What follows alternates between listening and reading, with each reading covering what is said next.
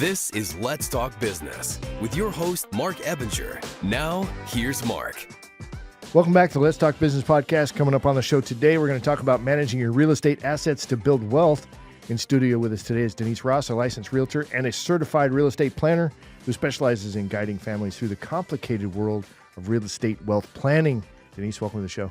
Thank you so much. I'm so thrilled to be here today. Love it. And this real estate planning thing, I'm just totally excited to learn about it because I think that it's something that we should be learning. The younger, the better. And then even though I'm 55, it's still not too late for me to play in this world either.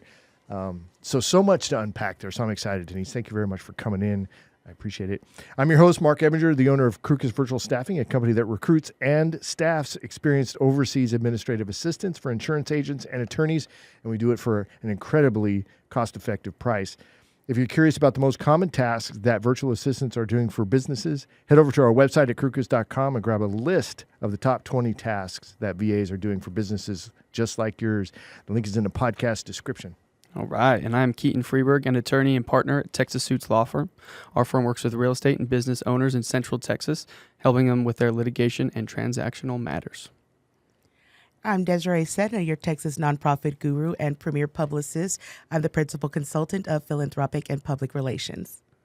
Awesome. And by the way, Denise, there it is, Desiree. This is going to happen more than once, I promise. I'll respond to both.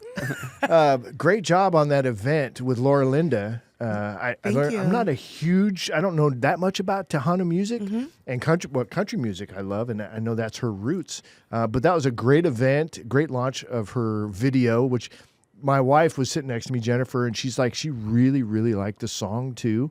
So it was a nice introduction to the world of Laura Linda. So great job. Thank you very much. Yes, Honey Boy, Honey Girl is her featured single right now, and we're excited. It was uploaded across all social media platforms, and what a tremendous success. We will be in Nashville in 2025 recording a new album. So this was a duet, Honey Boy, Honey Girl, yes, right? Absolutely. So, and who was the counterpart? She was featuring George Mercado. He is also a Tejano here. He's known for Tejano and country music. Yeah, he did a great job too. He really did. It was a tremendous video. A lot of fun. And there was another guy there that was famous in the music industry as well. Gilbert Velasquez, yes, of Velasquez Music. He is an incredible producer. He is a 14-time Grammy winner, and we've worked with him in the past on different albums, and we will be putting out a Tejano album also in 2025 with Gilbert. All right, love that. All right, cool. So a quick reminder to follow the Let's Talk Business podcast on all major podcast platforms and social media, where you can catch video versions of the show. You can get to everything easily from our website at satalkradio.com.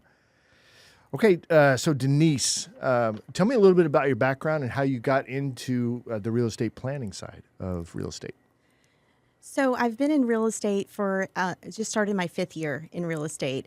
And I've always been very analytical and also, of course, a people person. But being a real estate planner kind of allows me to marry those two sides. I'm very passionate about helping people, and this was just a perfect fit for my values and my personality. It allows me to collaborate with other professionals, continuously grow in my field, and really make a genuine impact.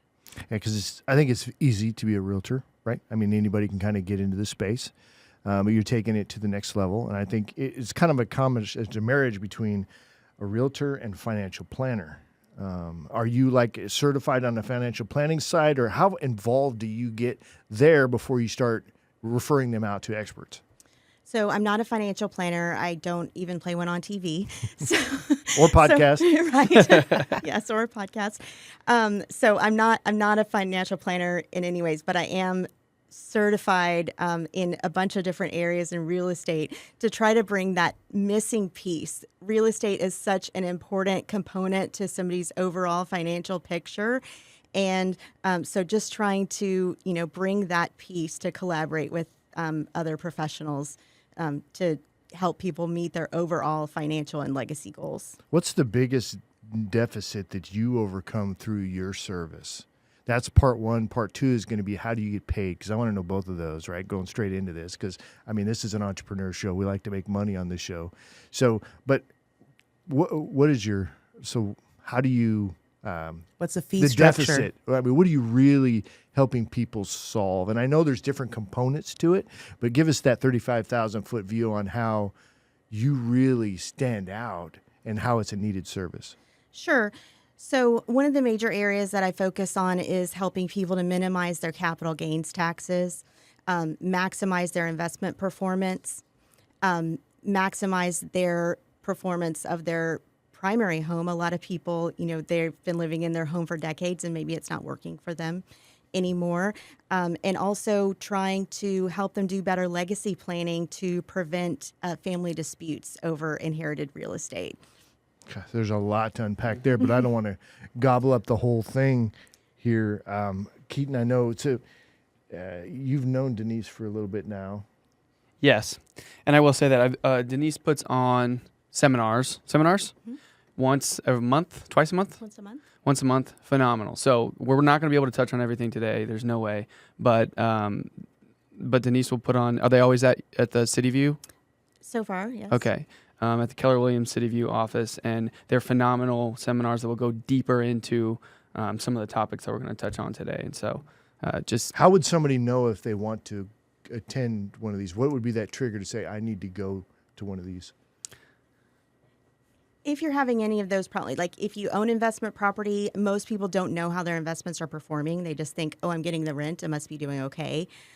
If you have any concerns about wanting to save on capital gains taxes, that would be, or if you have any thoughts, I know everybody always thinks, oh, my family's not going to fight over real estate, or my real estate's in the will or the trust, it's covered.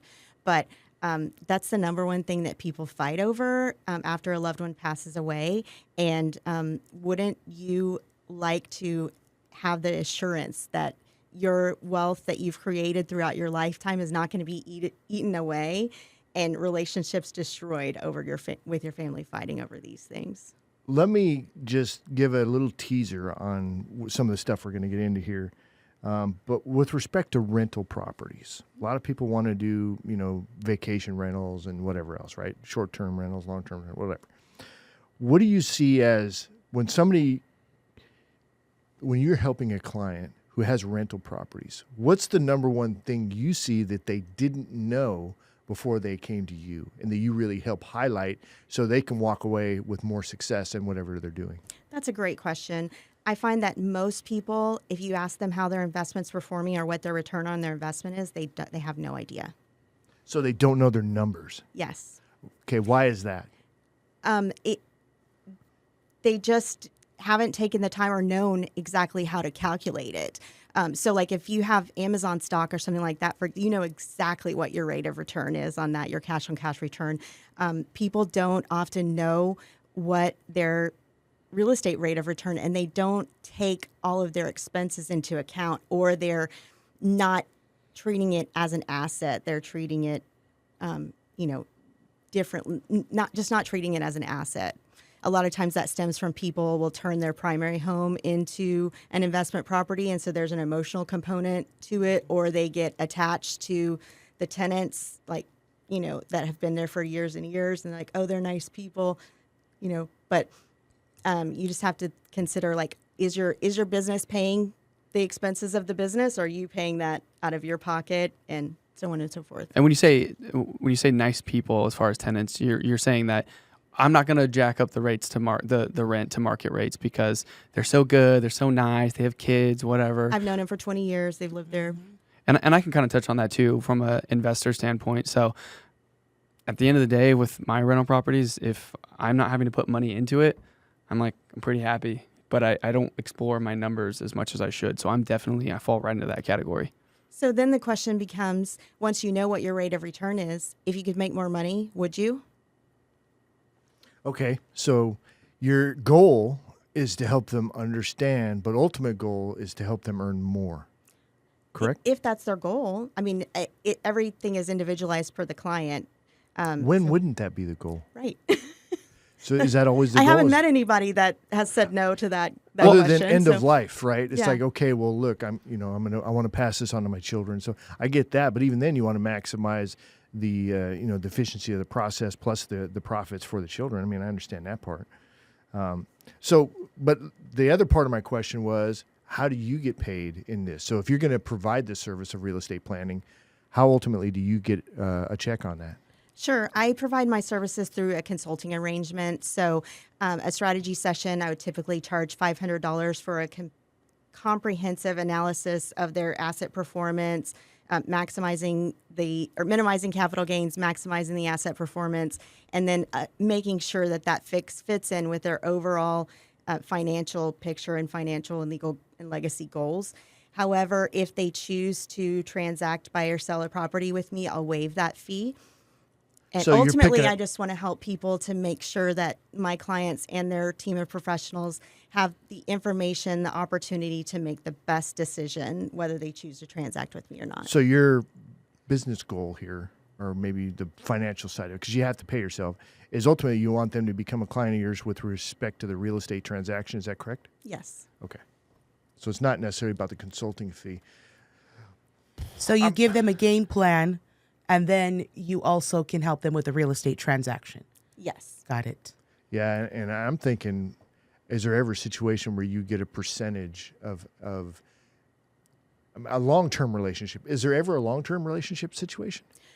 That's the whole goal of this, right? It's not focused on a singular transaction. It's focused on their overall goals. And some of the plans that we put in place might take, years to accomplish because it's not just a one-step thing. So my goal is really for it to be a lifelong relationship, and we do kind of checkups throughout the way.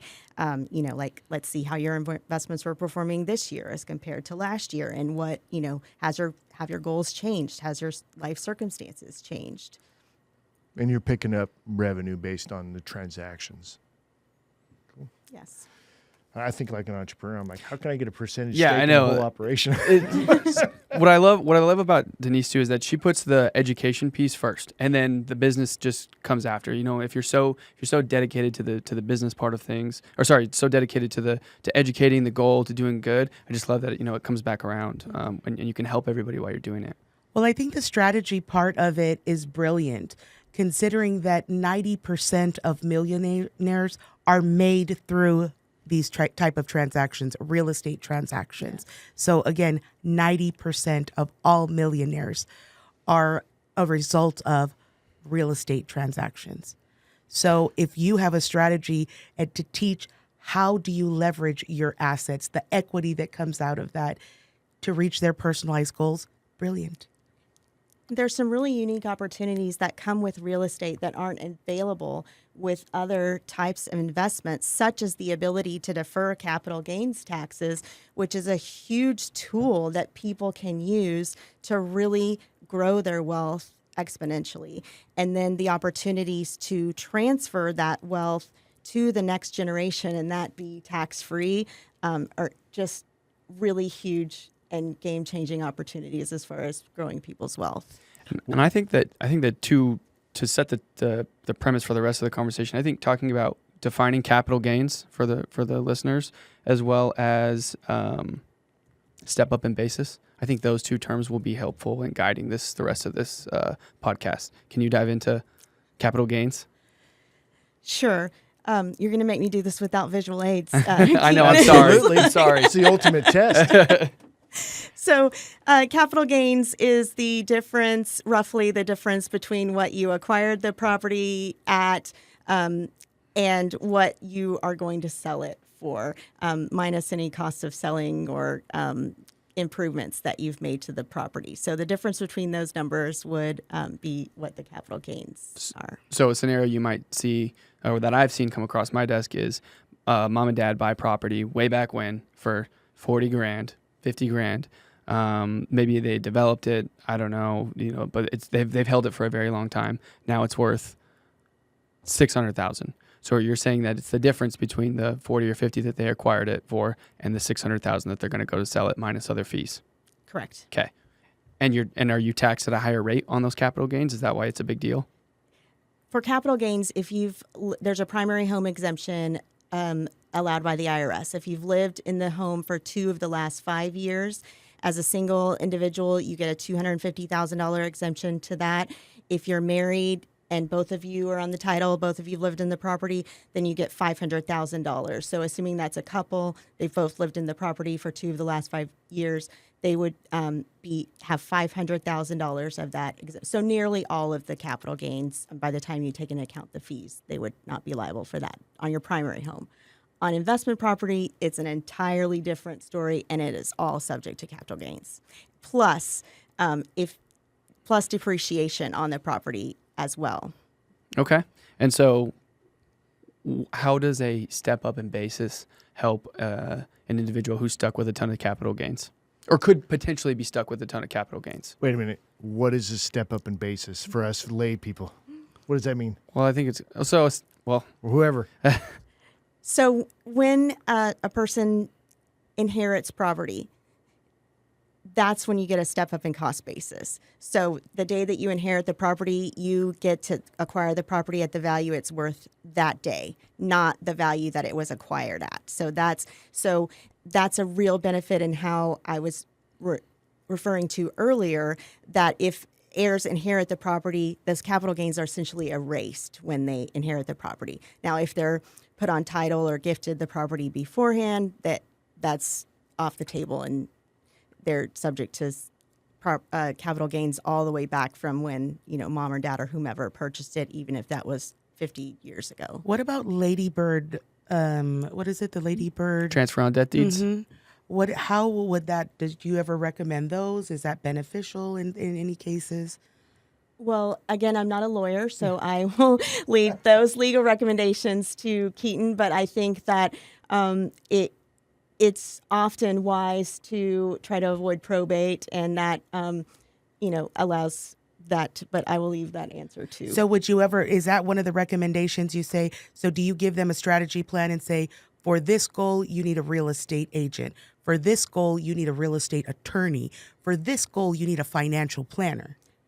Yes, my goal is I collaborate with those individuals to really create a comprehensive and cohesive plan to, make sure all of those bases are based covered. on their goals, based on their situation. Yes. Wonderful. And the client would pay for that, and then do they pay the attorney themselves, or do they pay you and you pay everybody? No, they pay the attorney themselves. Got it. All right. So it's like a little network. Yes. You got a little network going on. All right. So do you want to expand on the step up in basis a little bit more in the area that she Sure. wasn't comfortable? Yeah. So going back to our example, mom and dad buy property for $50,000. It's been 40 years. Now it's worth $600,000. They pass away. Title's transferred through by whatever means to children. And at that point in time, that's when they receive that step up in basis. Is that right? Correct. Okay. Okay, those are the two definitions I wanted to hammer out. So is there an advantage to the person who inherited the property to receive that step up in basis? I could see there would be for maybe capital gains purposes. Is that so? It's a positive. Absolutely. Okay, because if they sell it for $600,000 and that's what say market value is, then there's no capital gains. Right. So they've wiped all that out. Yes. Okay. But if mom or dad put them on the title, say even if it's the day before they died, they're on the title for one day before they inherit the property, they now have adopted mom and dad's cost basis from when they purchased it back at $40,000, going back to Keaton's example. So they would be subject to capital gains with no exemption because they haven't lived in the property.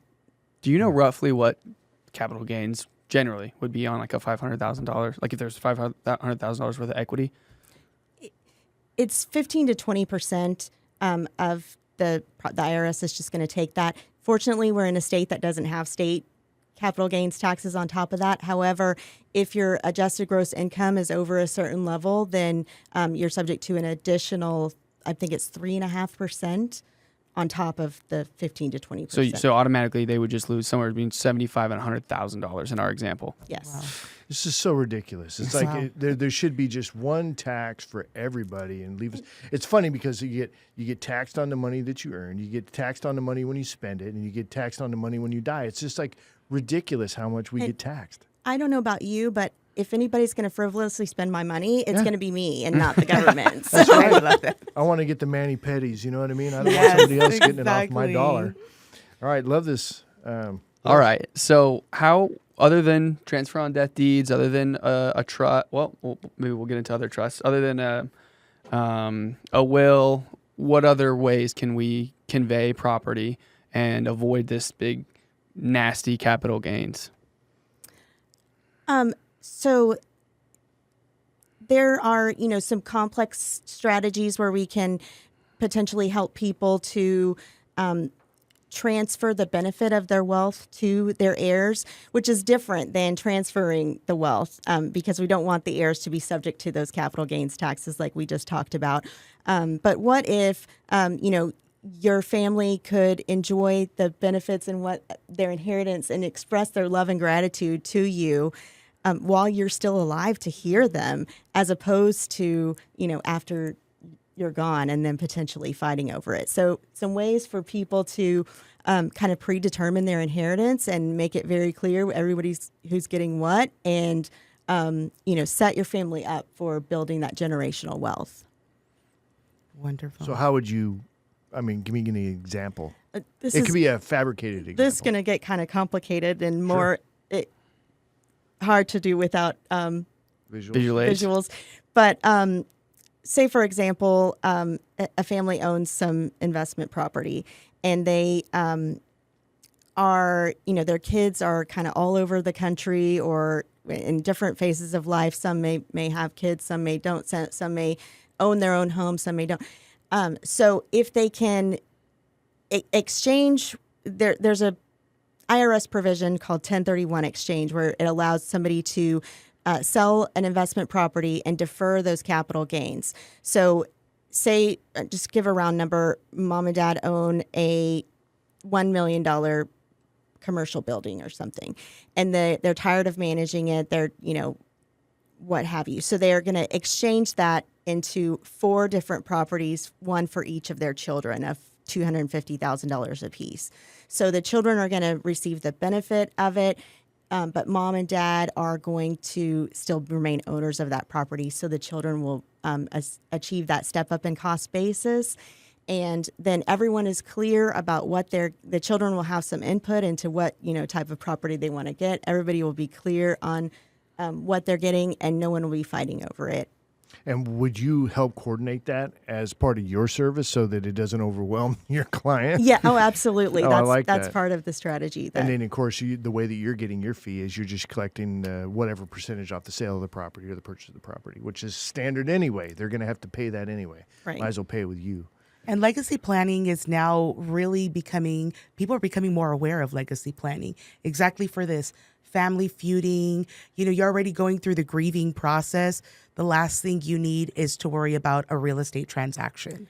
Yes, So- and real estate is not easily divisible. Right. So that's the number one thing people fight over, and everyone thinks it won't happen to them, but it's like all of those sibling rivalries from the backseat of the car from like 40 or 50 years ago all come back to the surface when emotions are high. Absolutely. And most of the time it's not even about, the particular, I've seen people fighting over costume jewelry and all kinds of things. So You're 100% right. In Texas, we can't partition when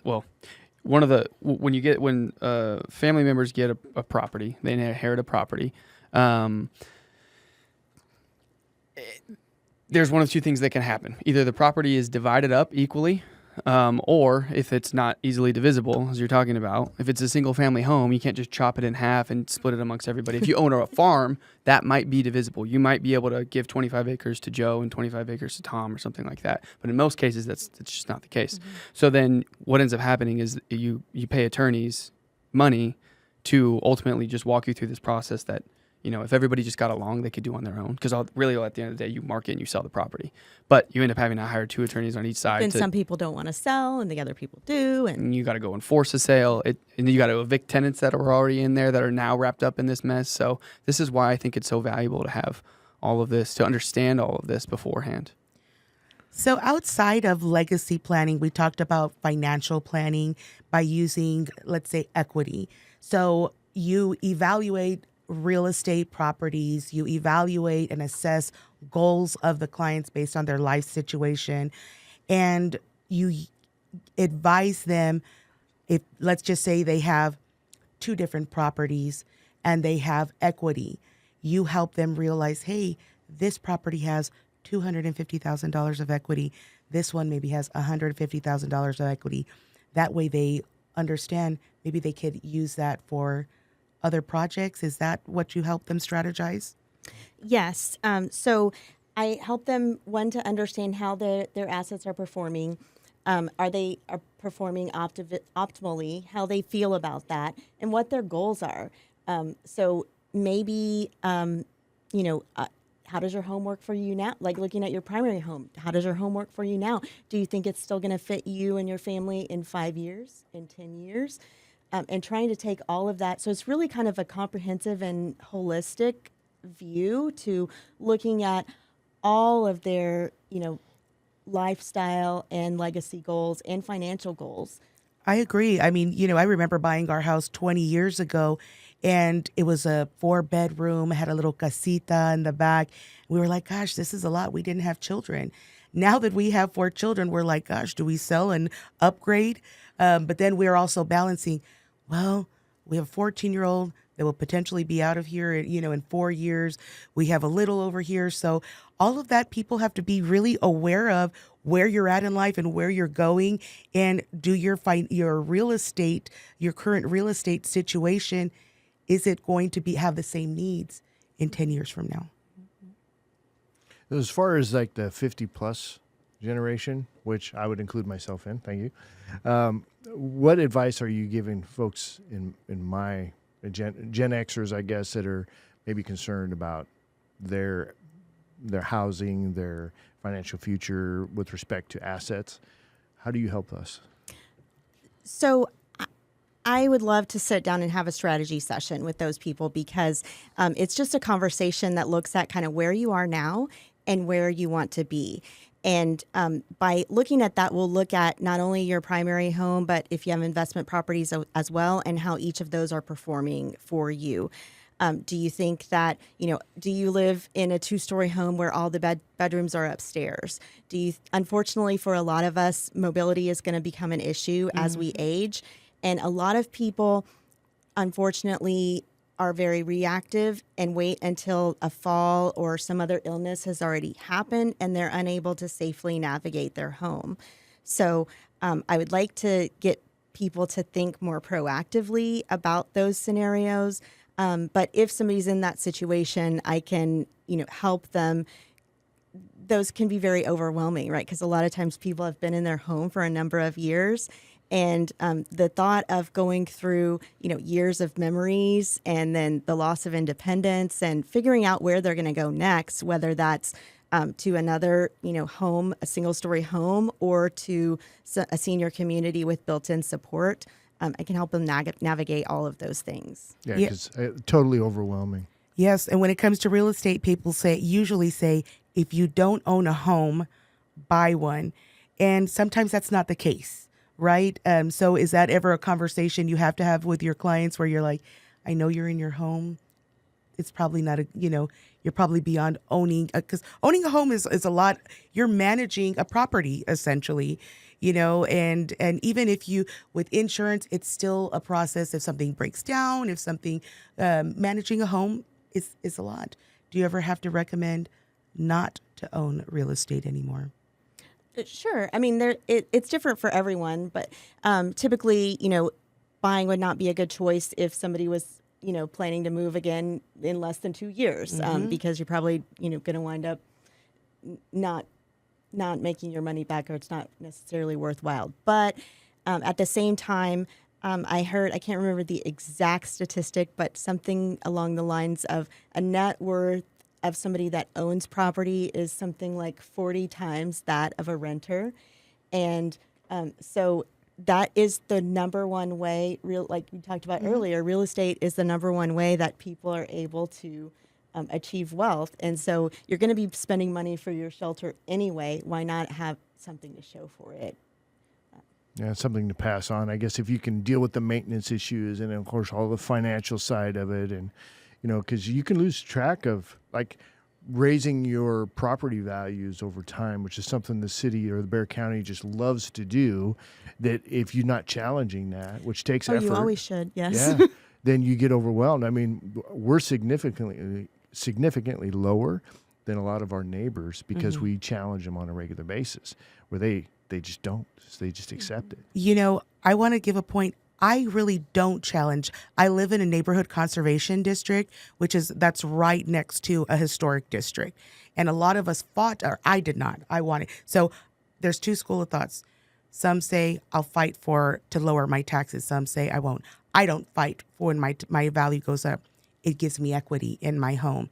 And if I ever need to access equity, I want my home valued at that. It's a little bit more of a process from what I experienced in the past when I tried to get a home equity loan. They'll look here at this value. It's already at this price point. So I never really fight. Let me challenge that, though, Okay. because market value is different than assessed value. Absolutely. So what is your response to what she just said? Let me know. I'd go back to what I said earlier. If anybody's going to frivolously spend my money, I'd rather it be me and not the government. So I always encourage people to protest their taxes every year because, like what you just said, the market value is different than the assessed value. Right, because I want to challenge her thinking on the market versus the assessed rather than how government's spending, because those are two different issues. Well, true. You know, but the reality is people are going to pay market value. They're not going to pay assessed value. Yes. Do you ever even? Oh, sorry. I was going to say, and this is why we need Denise. This is why we need her consulting services, because here I'm thinking one thing and it's a completely different situation. So I love that I'm realizing this education. When you're running comps, are you ever looking at assessed value? Occasionally, if there's not really any comps, but not usually. Okay. If I ever see one that is in line with what the market value is, I think, oh, this person's never protested their taxes. Got it. And let me ask a more direct question on that. Then, does assessed value play, and maybe I already asked this, but does assessed value play a role, any significant role, in what a seller is going to get for their property? I don't think so. I mean, the seller's going to get what a buyer is willing to pay for the property. Good answer. Well, and the appraiser is going to come in, but the appraiser doesn't just take the assessed value. No. What does the appraiser base the value, their assessment of value on? They base their value on other on comps of other homes that have sold in the neighborhood. Market value. Yeah. Yeah. So it's really assessed value is not a factor. It's a very minute factor, if any. And I would argue that maybe having a lower assessed value and lower taxes might be an advantage when you go to sell your property because Texas is a non-disclosure state. So unless the new buyer tells them what they purchased your home for, it's already assessed at a lower value with the county. So what buyer's not going to want to pay lower taxes? Well, now I know to contest the taxes. See, this is the kind of education that not everyone knows. Not everyone's in real estate.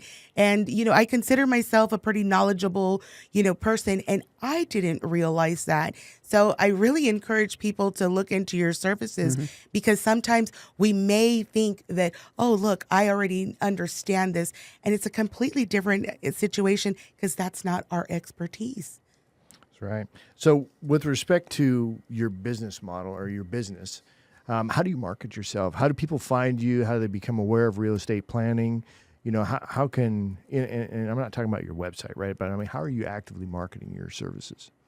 So as Keaton mentioned earlier, I'm doing these educational seminars and been promoting those on social media and different outlets to try to get the word out. And then, so that's education is obviously a huge portion of this, just empowering people through education to try to make awareness of these problems that people may not realize are issues or that they need to plan and prepare for. How well is that working for you?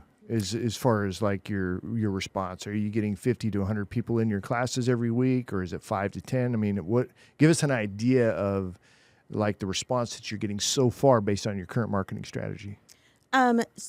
So my goal is to have about 25 to 30 people in each seminar. So haven't quite reached that yet, but have some, starting the marketing towards that earlier in the process and hoping to be more successful with that, and still trying to figure out, kind of alternating the days and times to figure out, what are the best days and times to get people there. How about topics? Do you get specific, like Mark was saying, if you're Gen X, what type of strategy, how do you approach that? So are you narrowing in on maybe Gen X? Are you narrowing in on topics like legacy planning, or how are you marketing those seminars? Are you getting specific on topics for your seminars? Yes. So the majority of the seminars that I've done and have planned coming up are on 1031 exchange and real estate planning. So kind of combining that, just overview of what kind of legacy planning you can do with real estate planning and how that can benefit, but also on investors, maximizing their real estate portfolio and so forth. I'm also looking to do some partnerships with senior communities on helping people to, kind of be more proactive versus reactive when it comes to planning for their future needs. I know one thing that I've heard before is like, targeting where people already are. So if you've got, Gen Xers that are looking at investments, who are they following already? Are they following Dave Ramsey? Are they following Grant Cardone? I mean, what are they doing? And then you can just piggyback on that, and then you just tell Facebook and Instagram to go target people that are following that, and then that can drive business over. Do you have like a marketer that you're dealing with that can help you fine tune that, or are you just doing it on your own? I have been doing it on my own. I'm working on narrowing that through some specific targeting and stuff lately. Do you know any marketers that you could talk to and have it? It's like my world is filled with people that are experts in their fields, and it's so much quicker. But the holdback is, well, how much is it going to cost me? Can I afford this kind of a situation? But usually there's even taking somebody to lunch and having a conversation about, hey, this is what I'm doing. How should I do that? And you're building a personal relationship. Yes. Can be very beneficial. I just do it here on the podcast. It's typically. Well, so much of my business is also through networking, right? So that's how I met Keaton. And I'm really working on building those partnerships with the people that I want to partner with throughout this planning process. So estate and probate attorneys, real estate attorneys, financial planners, and CPAs, and really networking and educating them on, because a lot of them haven't heard of a real estate planner or figured out how we might be able to work together for the mutual benefit of our clients. Yeah, networking is my favorite approach to just about everything, but I also know it's limited because our time is limited. You can only build so many relationships. Can only be so many places at once. Yeah. Before we run out of time, I do want to jump back to one really important topic. So you were talking about, we have time? 1031 exchanges earlier. Can you tell us again what a 1031 exchange is? Sure. It's a provision within the IRS that allows somebody to sell a property that's used for business or investment use. And there's some rules that surround that, but basically they swap it for another one.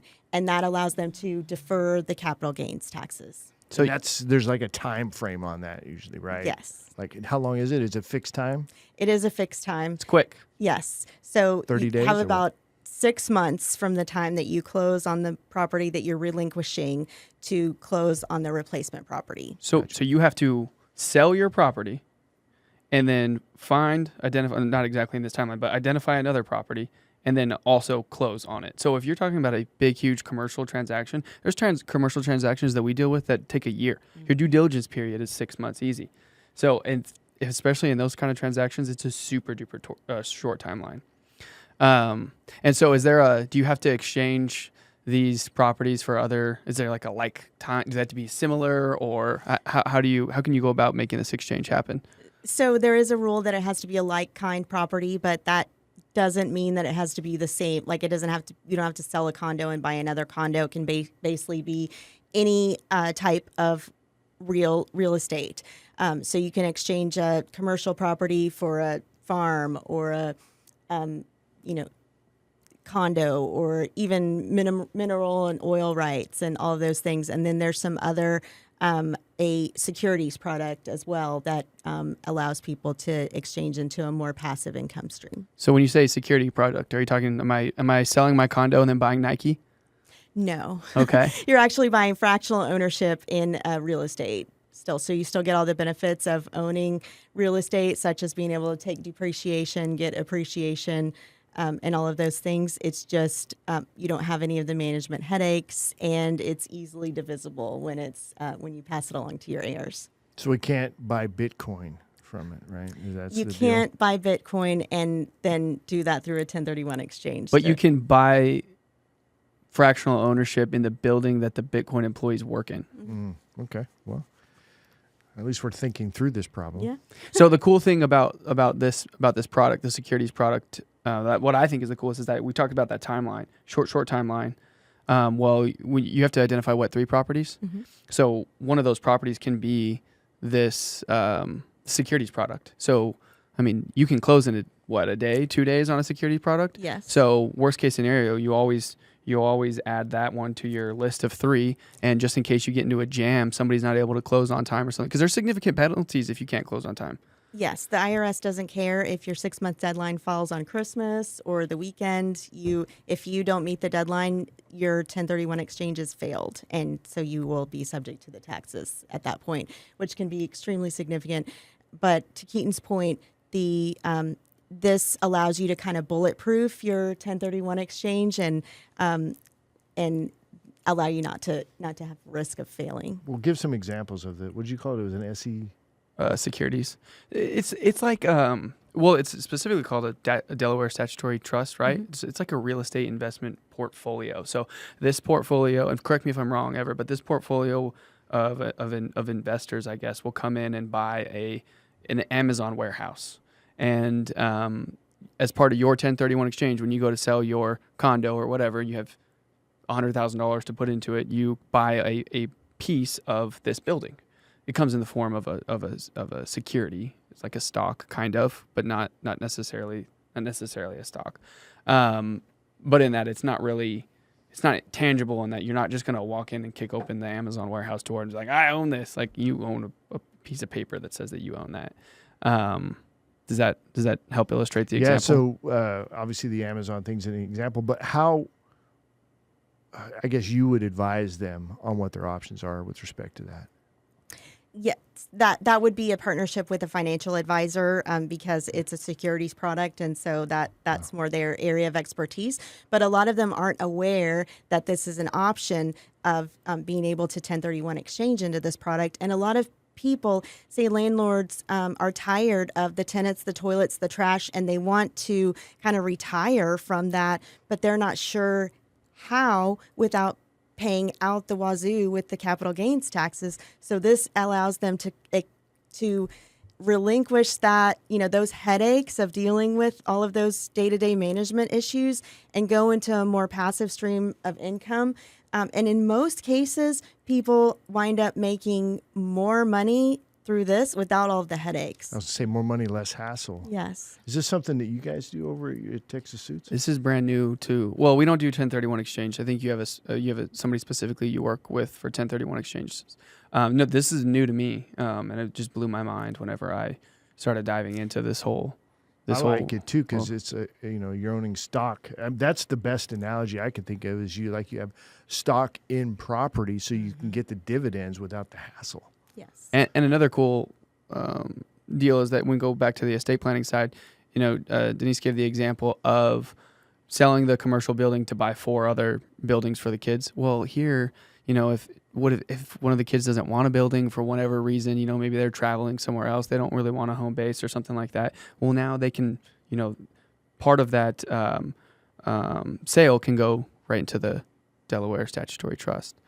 Which I think is super cool. Or you could do the whole thing, and then you don't have anybody worrying about buying property or anything like that. It's just like dividing up stocks almost. So certainly having or knowing a real estate planner is a great thing to have. Buy you lunch, get an idea of how you can help, and then see if there's a way to move forward there. I love all of that. I love what you're doing. Thank you. Because it's education, and we all learned something or multiple things here today. If folks want to get in touch with you, Denise, how do they do that? They can call me or text me, 210-422-1121, or they can visit my website, which I'm sure you will put in the comments of the... Oh, yeah. That's standard. Awesome. Well, thanks, Denise. I appreciate it. What'd you think, Desiree? I am just mind blown right now. Again, because one, I think it's brilliant. Strategy is often overlooked, and especially in real estate. And it's much more than legacy planning, which we kind of have an idea right now as a society. But this idea of building wealth and passing that on to next generations, again, real estate we have seen is true and tried a path to generational wealth. Yeah, and also business ownership. So real estate's your path to, being a millionaire. Business is your path to being a billionaire, is what I've heard. I like it. That's why I like to focus on business over real estate, but I know that real estate's definitely important. Or you could combine the two, Oh yeah, Right? for sure.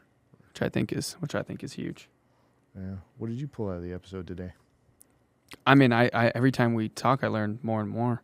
But I mean, I really enjoyed the capital gains example. How much somebody really is losing out potentially with not achieving that step up in basis. I think that's huge.